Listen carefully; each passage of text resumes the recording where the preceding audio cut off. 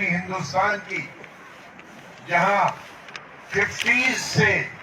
پہلی کلاس سے لے کر پوسٹ گریجویشن تک ایجوکیشن، یہ بتایا گیا کہ جموں کشمیر میں انڈسٹریاں اس لیے نہیں لگتی ہیں کہ باہر والا زمین خرید نہیں سکتا۔ جموں کی کٹھوا کی سب سے بڑی انڈسٹری برلا کی 1963 میں 1962 میں لگی ہے۔ اگر زمین نہیں خرید سکتا تو برلا کی اسٹیٹ کی سب سے بڑی انڈسٹری ساما میں، کٹھوا میں 1962 میں کیسے لگ سکتا؟ اگر جموں اور کٹھوا اور ساما میں 13,000 انڈسٹریاں ہیں تو اگر باہر والا زمین نہیں خرید سکتا تو یہ 13,000 میں 1,500 2,000 جموں کشمیر کے لوگوں کی ہوگی اور 10-11,000 باہر کے لوگ کی ہیں، تو وہ 13,000 انڈسٹریاں کیسے بنیں؟ اور اگر اب 2.5 سال سے یو ٹی بنی ہے تو یہ سرکار بتا دے کہ کون سی ایک انڈسٹری بنی ہے، بلکہ ان 13,000 میں سے 7,500 بند ہو گئی ان 2.5 سال۔ میرے کہنے کا مطلب کہ ایک ماحول بنایا گیا کہ جیسے پچھلی سرکاریں جتنی بھی ہوں 1947 سے وہ کرپٹ ہوں، رشوت خور ہیں، انہوں نے کچھ کیا نہیں بھلائی کے لیے، لوگوں کے لیے، تو اب یو ٹی بن کے یہ دودھ کی لہریں چل رہی۔ لیکن میرے خیال میں یہ نہیں اچھا ہوا۔ بہت سارے سیاسی پارٹیوں کو موقع ملا تھا یہاں سرکار چلانے کا، کانگریس کو ملا تھا، نیشنل کانفرنس کو ملا تھا، پی ڈی پی کو ملا تھا، پھر مل جل کے سرکاریں چلانے کا بھی ملا تھا، این سی اور کانگریس، پی ڈی پی اور کانگریس، سب پارٹیز کو موقع نہیں ملا تھا، ایک پارٹی کو نہیں ملا تھا، بی جے پی کو۔ تو ہر الیکشن میں کہتے تھے ہم دودھ کی نہریں لائیں گے اور یہاں خوشحالی ہوگی، ہر گھر میں روزگار ہوگا، بیکاری ختم ہوگی۔ یہ بھی اچھا ہوا کہ بی جے پی کی سرکار بنی، تو اب لوگوں کے سوچنے کے لیے، ان کو گمراہ کرنے کے لیے اب ہمیں کوئی ایڈورٹیزمنٹ دینے کی ضرورت نہیں ہے۔ بہت سارے لوگ پیسہ خرچتے ہیں، پوسٹر بناتے ہیں کہ میں یہ کروں گا۔ اب میرے خیال میں ان 70 سالوں میں سب لوگوں کو معلوم ہے کہ کون سچ بولتا ہے، کون جھوٹ بولتا ہے، کون فریبی ہے، کون دھوکے دینے والا ہے اور کون ایماندار ہے، اور کس کے گھر وہی ہے باپ دادا کے اور کس کے پیلس بن گئے، کس کے رہنے کے لیے بھی گاڑی۔ میں نے آج تک ابھی گاڑی نہیں خریدی، آپ کو بتانا چاہتا ہوں۔ شاید پہلے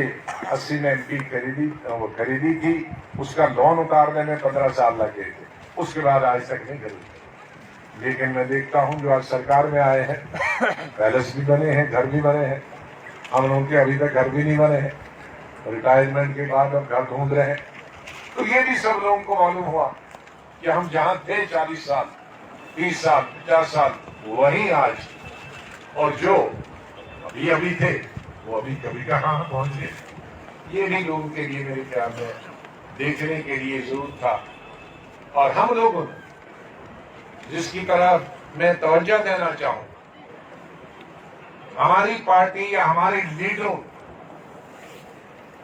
کیونکہ ہماری تعلیم ہی ایسی، جس لیڈر کو ہم مانتے ہیں مہاتما گاندھی، وہ سب سے زیادہ اپنے دھرم پہ بھروسہ کرتے تھے، پوجا پاٹ کرتے تھے، لیکن ہندوستان میں سب سے سیکولر ہوئے، کیونکہ نماز پڑھنے والے کا یہ مطلب نہیں ہے کہ وہ فرقہ پرست، مندر میں پوجا کرنے کا یہ مطلب نہیں ہے کہ وہ فرقہ پرست۔ مندر اور پوجا کرنا، نماز پڑھنا، یہ تو ہمارا دھرم ہے، اور کوئی بھی دھرم، نہ گیتا، نہ قرآن، نہ بائبل، نہ گرو گرنتھ صاحب یہ دکھاتا ہے کہ دوسرے دھرم سے تم نفرت کرو۔ ہر دھرم یہی سکھاتا کہ پیار کرو، پریم کرو اور ایک جیسا برتاؤ سب کے ساتھ کرو. اور اس دیش کے جو نرماتا تھے وہ مہاتما گاندھی. ہم مہاتما گاندھی کو ماننے والے ہیں، اس لیے ہمارے پاس کوئی تمیز نہیں ہے ہندو اور مسلمان. میرے گھر میں کھانے والا بنانے والا دلت بھی ہے، کسی کو کچھ برا لگے. میرے پاس کھانا بنانے والا راجپوت بھی ہے، میرے پاس کھانا بنانے والا برہمن بھی ہے، میرے پاس کھانا بنانے والا مسلمان بھی ہے. اور میں نے جب سے کوئی 30 سال سے 25 سال سے میں نے پوچھا نہیں. کبھی کبھی کوئی دوست کھانے پہ آتا، کوئی ان سے پوچھتا ہے، تب مجھے پتا چلتا. ورنہ میں نے تیلگو کے بارے میں تو 20 25 30 سال کے بعد پڑھا، معلوم ہوا کہ یہ دلت ہے، یہ برہمن ہے، یہ راجپوت ہے. مسلمان کا تو نام سے پتا چلتا تھا، لیکن میں نے نکالا نہیں، میں نے پوچھا نہیں. تو یہ ہمارا، میری سیکورٹی والے میرے خیال میں 100% میرا پی ایس او 18-19 سال سے وہ ہندو ہے، راجپوت ہے. میرے ڈرائیور سب ہندو ہے. تو کہاں مجھے کبھی تکلیف نہیں ہوئی، کبھی میں محفوظ ہمیشہ سمجھتا رہا. تو پھر یہ کیوں گرانے آ گئے؟ پھر یہ ہندو مسلمان کے نام پہ کیوں الیکشن ہو رہے ہیں؟ کیوں سیاست ہو رہی ہے؟ کیوں یہ کام بانٹے جا رہے ہیں کہ سڑک کا کام ایک کو ملے گا دوسرے کو؟ ہم نے منسٹریاں کی چیف منسٹریاں کی، ہم نے کوئی آفیسر یہ کہہ دے کہ ہم نے کہا کہ یہ ٹھیکہ مسلمان کو دینا یا کانگریس کو دینا یا بی جے پی کیوں نہیں دینا، یہ پی ڈی پی کو نہیں دینا. کبھی بھی مجھے اپنی تقریریں یاد ہیں کشمیر ویلی کے اندر پہلی تقریر میری چیف منسٹر بننے کے بعد سوپور تحصیل میں ہوئی تھی. اور وہاں میں نے ہندو فرقہ پرستی کو گالیاں نہیں دی، مسلم فرقہ پرستی کو گالیاں دی. میں نے وہاں اپنی تقریر میں کہا کہ ہر انسان کو اسکول کی ضرورت ہے، ہسپتال کی ضرورت ہے، سڑک کی ضرورت ہے، پینے کے پانی کی ضرورت ہے. اور جو انسان، جو لیڈر، جو میری کابینہ میں ہوگا، منسٹر ہوگا، اگر وہ دھرم کی بنیاد پر، ذات کی بنیاد پر، پارٹی بازی کی بنیاد پہ سکول دے گا، اسپتال دے گا، پانی دے گا، نوکری دے گا، تو وہ میری کابینہ میں رہنے کے قابل نہیں. تو ہمارا تو یہ اصول ہے. لیکن ہم دیکھ رہے ہیں کہ آج اصول ہی بدل گئے، آج سیاست کے اصول بدل گئے. یہ ہمارا ہندوستان جنت ہے، نرک. جو بھی حکمران آتا ہے اس کو اس نرک کو اور اچھا نرک، یہ سرگ بنانے کی کوشش کرنی چاہیے. لیکن یہاں تو کوشش سرگ کو نرک بنانے کی کوشش کی جا رہی ہے. یہاں تو ہندو کو مسلمان سے لڑانے کی کوشش کی جا رہی ہے. یہاں تو فارورڈ کو بیکورڈ سے لڑانے کی کوشش کی جا رہی ہے. یہاں تو ایک پارٹی کو بھوکا رہے اور دوسری پارٹی کے پاس پیسے رکھنے کی جگہ نہیں ہو، ایسا ماحول بنایا جائے. یہ کس دھرم میں لکھا ہے؟ ایک محلے میں، ایک گاؤں میں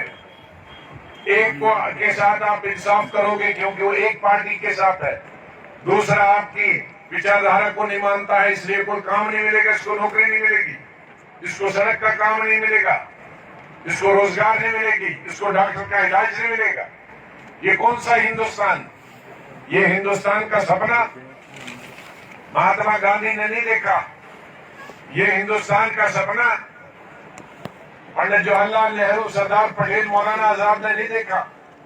ये हमारे जो बुजुर्ग, लाखों की तादाद में किसान, हिंदू, मुसलमान, औरतें, मर्द, बुजुर्ग, टीचर, पेपर लिखने वाले, टेलीविजन तब नहीं था, हिंदी और उर्दू के सब अखबार लिखने वाले, ये जेलों में गए, काला पानी में गए। ये इस तरह का हिंदुस्तान देखने के लिए नहीं गए थे कि यहाँ हम हिंदू और मुसलमान के नाम पे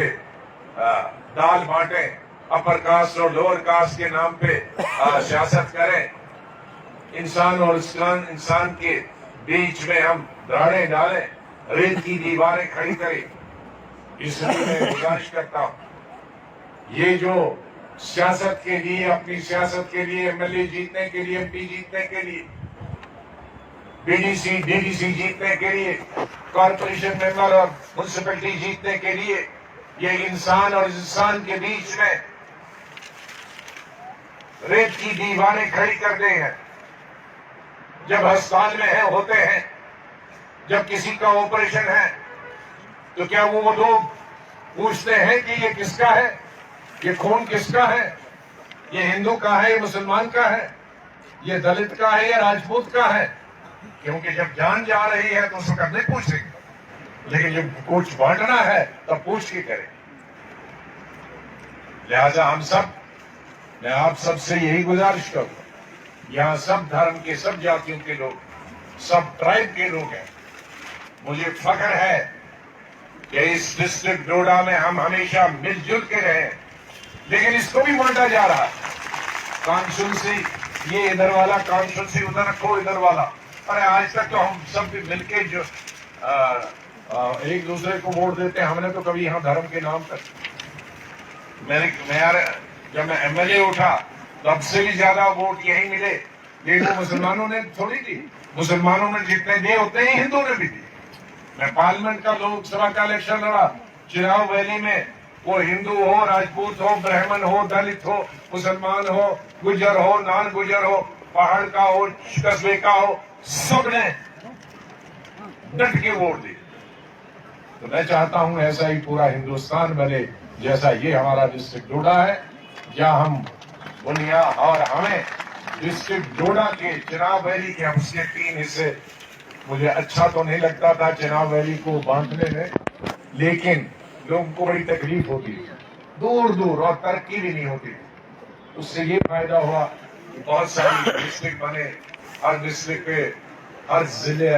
एसपी ऑफिस बने, तहसील एजुकेशन ऑफिसर बने, पीडब्ल्यूडी की ऑफिस बने, इरिगेशन के ऑफिस बने, और सोशल वेलफेयर के ऑफिस बने, तो लोगों को डिस्ट्रिक्ट तक पहुंचना आसान हो गया। वरना एक फख्र था डिस्ट्रिक्ट डोडा के, भाई स्टेट का सबसे बड़ा डिस्ट्रिक्ट है, बल्कि हिंदुस्तान का रकबे के हिसाब से, आबादी के हिसाब से नंबर 1 डिस्ट्रिक्ट था। तो मैं तो चाहता था, इसीलिए चिनाव वैली, मैं हमेशा इनको कहता, चिनाव वैली का मतलब है अनडिवाइडेड डिस्ट्रिक्ट डोडा। तो एक अनडिवाइडेड जो हमारी तहजीब है, जो कल्चर है, हिंदू मुस्लिम भाईचारा है, वो इस चिनाव वैली में बिल्कुल बराबर रहना चाहिए। जब भी मैं देखूंगा कि इस चिनाव वैली में ये भी बट रहा है, तो शायद मेरा वो आखिरी दौरा होगा चिनाव वैली का। मैं नहीं चाहता हूं कि यहाँ हमारे भाई बहने, जिनको हमें मालूम भी नहीं आज हम कितनी हमारी हिंदू माएँ हैं, हमारे दोस्तों की, जिनको हम माँ कहते हैं, बहन कहते हैं, दीदी बोलते हैं, बच्ची बोलते हैं, बेटा बोलते हैं, तो ये ऐसा जन्नत जो ऊपर वाले ने दिया है, उसको हम जानबूझ के घर क्यों बना रहे हैं? भगवान अल्लाह ये तो इतना बड़ा है, जिसने चांद तारे बनाए, जमीन आसमान बनाए, वो तो अगर चाहता तो फिर हिंदू के लिए अलग मुल्क बनाना चाहिए था, मुसलमानों के लिए अलग बनाना चाहिए था, दलित के लिए अलग बनाना चाहिए था, कश्मीरी बोलने वाले गुजर के लिए अलग बनाना चाहिए था। जब इतने खुदा बड़े ने, जिसने पूरी कायनात को पैदा किया है, उसने ये फैसला किया हमने इकट्ठे बैठना है, एक ही दरिया का पानी पीना है, एक ही बावड़ी का पानी पीना है, एक ही चश्मे का पानी पीना है, एक ही खेत का ये बना हुआ अनाज पैदा करना है, एक ही घाट से کیا ہے تو ہم کون ہوتے ہیں کہ جو اللہ کے بھگوان کے جس کی ہم چاہے پوجا کریں مندر میں مسجد میں گردوارے میں ہم کون ہوتے ہیں بانٹنے والے جب بنانے والے نے ہم کو نہیں بانٹا تو جو بنے ہیں ان کو کوئی حق نہیں ہے وہ میرے خیال میں بھگوان کی اور اللہ کے خلاف جا رہے ہیں جو اس طرح کی حرکتیں کرتے ہیں میرے پاس شکایتیں بہت ہیں زمین کی شکایتیں خالصہ زمین بھی دی حالانکہ قانون بنا ہے پارلیمنٹ کے اندر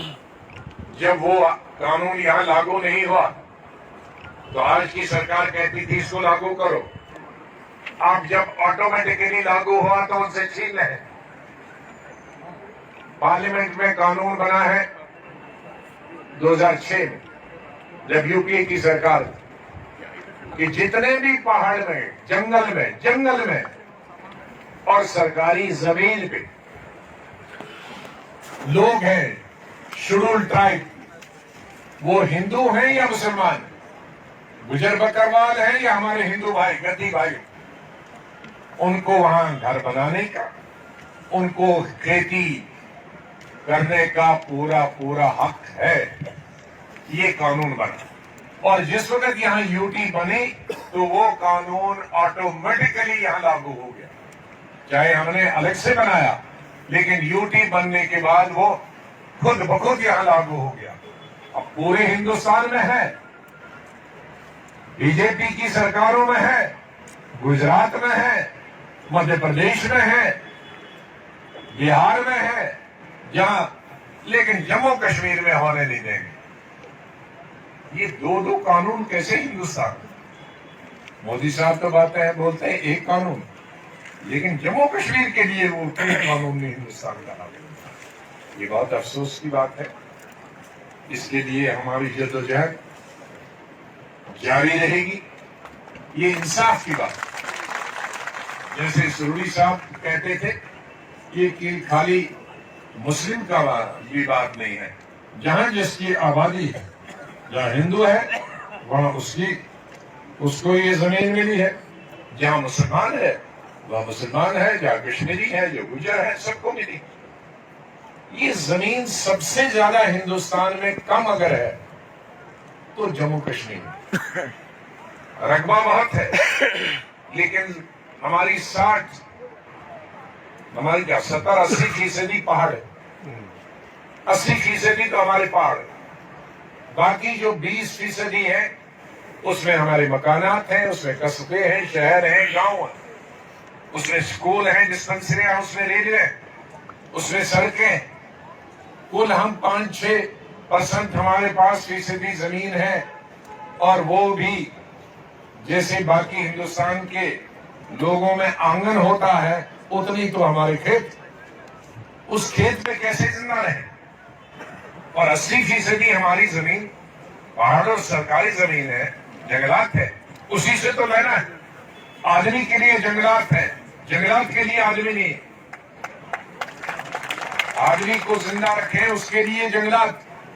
لیکن یہاں عجیب بات ہو رہی ہے جنگل کے لیے آدمی مر جائے لیکن جنگل رہنا چاہیے جیسے بار بار میں پارلیمنٹ میں کہتا تھا بی جے پی کو ہر بار